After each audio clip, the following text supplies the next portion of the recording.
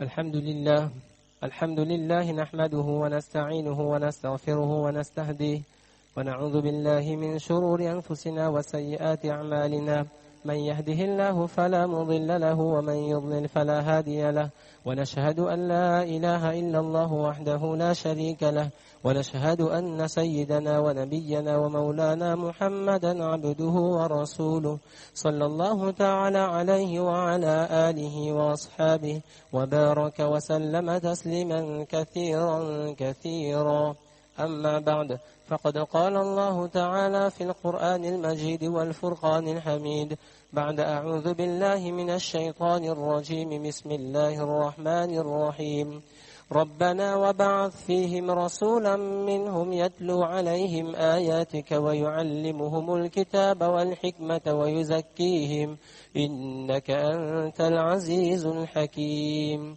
صدق الله العظيم. Chers frères, Allah subhanahu wa ta'ala, dans ce verset, il nous rappelle le dua qui a été fait par Ibrahim alayhi salatu wassalam. Ibrahim alayhi salatu wassalam, il a invoqué Allah subhanahu wa ta'ala en demandant à Allah subhanahu wa ta'ala d'envoyer dans ce qui allait être donc sa descendance un messager, un prophète, Rasula. Rabbana wa ba'ath fihim rasulan minhum. Oh Allah, suscite, envoie parmi eux, les Quraysh, les Arabes, envoie parmi eux un messager qui fasse partie du même peuple, c'est-à-dire issu de ce même peuple. Et quelles seraient les fonctions de ce messager? Yatlu alayhim ayatika. Que ce messager il serait envoyé pour les gens et il leur réciterait tes versets. Il leur réciterait tes versets. Yatlu alayhim ayatika. Wa yu'allimuhumul kitaba. Et non seulement il réciterait, mais il leur enseignerait ce kitab, le livre, le Coran. Wal hikmah, la sagesse. Les ulama disent la sunnah. Rasulullah sallallahu alayhi wa sallam qui allait enseigner aux gens le livre d'Allah et qui allait leur également enseigner sa sunnah. Wa yuzakkihim. Et une fonction également du messager qui serait envoyé parmi les Arabes, c'était de les purifier. Wa yuzakkihim, ce qu'on appelle at-tazkiya, c'est-à-dire la purification. La purification, bien entendu, ce n'est pas purifier le corps, même si ça fait partie des grands enseignements de l'islam, mais ici il s'agit de la purification intérieure, de la purification du cœur. Innaka antal azizul hakim. Les ulama disent que dans ce verset, eh bien Allah subhanahu wa ta'ala rappelle les fonctions essentielles du messager d'Allah subhanahu wa ta'ala.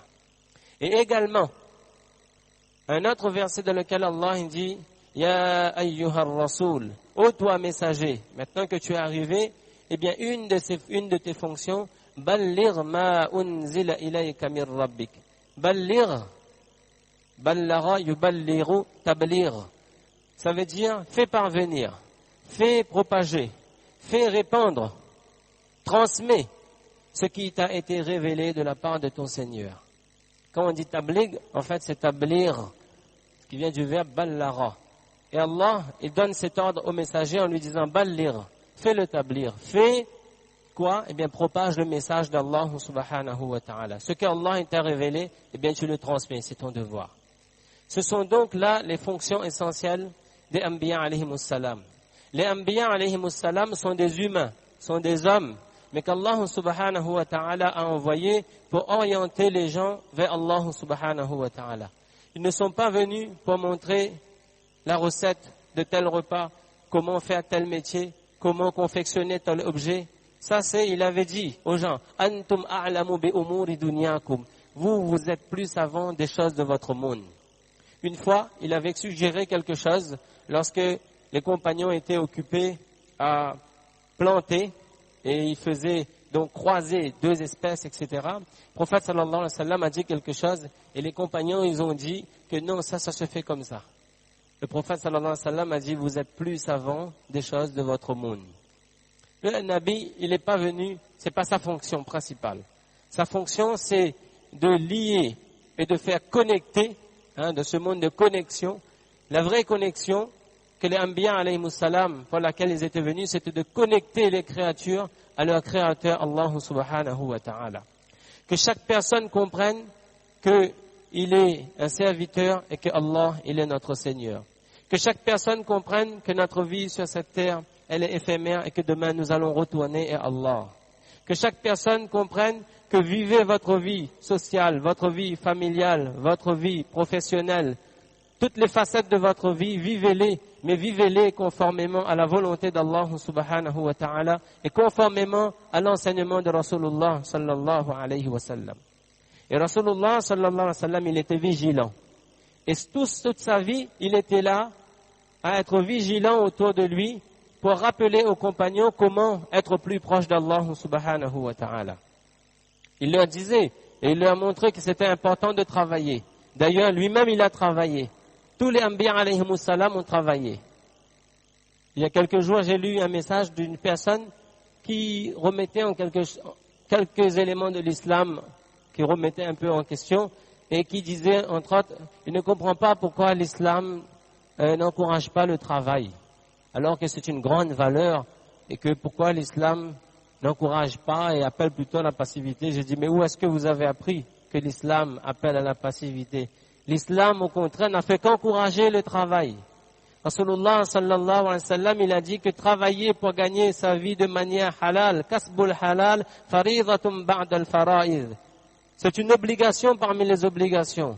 Les Anbiya alayhimus salam, eux qui n'avaient que pour fonction d'orienter les gens vers leur akhirat, eh bien eux-mêmes ils ont travaillé. Un prophète d'Allah qui était un forgeron, l'autre qui était couturier, l'autre qui fabriquait tel et tel objet.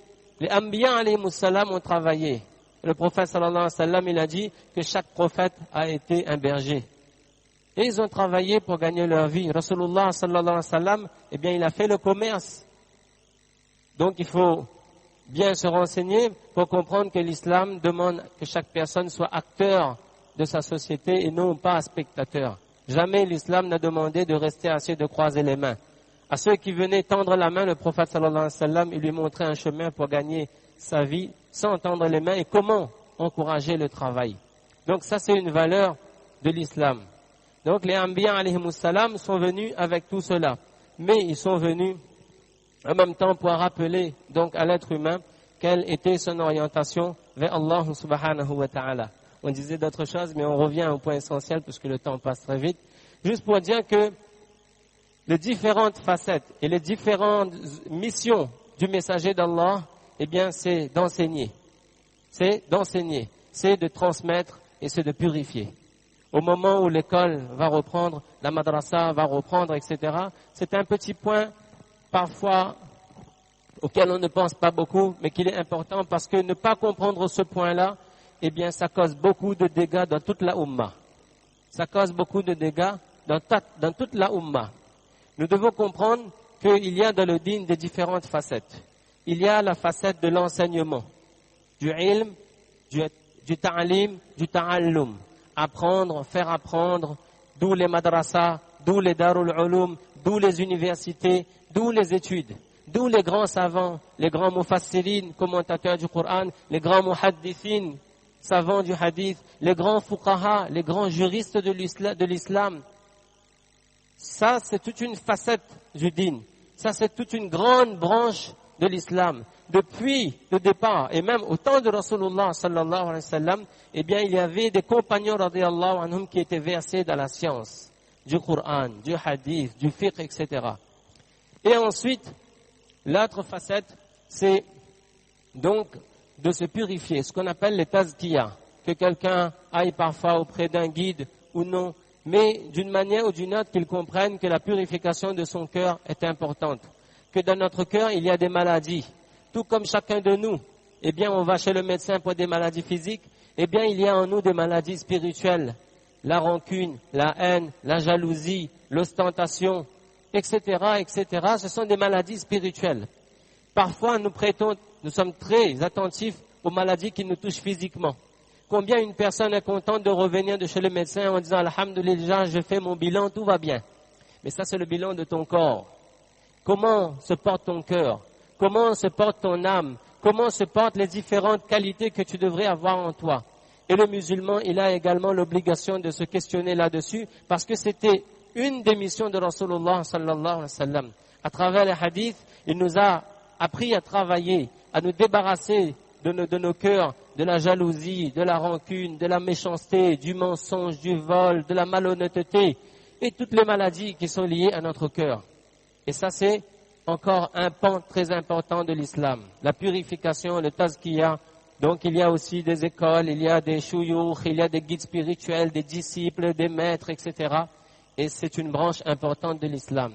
Et l'autre branche qui est liée à la propagation de l'islam, parce que c'était une des missions les plus importantes de Rasulullah sallallahu alayhi wa sallam également, c'était de transmettre. C'était que ce que moi j'ai eu, eh bien, Inch'Allah, je ne fais que le rappel. Allah, il s'adresse à son messager en lui disant « Fadhakkir, fa inna dhikra tanfa'ul mu'minin » Fais le rappel, car certes le rappel, il est profitable. « Fadhakkir, innama anta mudhakkir » Rappelle, car tu n'es là que pour rappeler. Donc c'est important également de comprendre que transmettre, faire la da'wah, faire ce qu'on appelle dans d'autres termes le tablir, etc., que ce soit aux croyants ou à d'autres personnes sous d'autres formes, eh bien tout cela c'est également une des grandes branches de l'islam. Et là où je vais en venir, mes frères, et on termine là-dessus, Inch'Allah, ce sont 3 branches importantes de l'islam et elles sont toutes importantes. C'est-à-dire, il n'y a pas une qui serait importante et les autres non.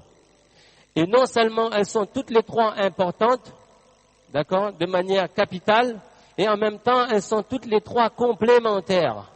Complémentaires, ça veut dire que l'une ne peut pas marcher sans l'autre.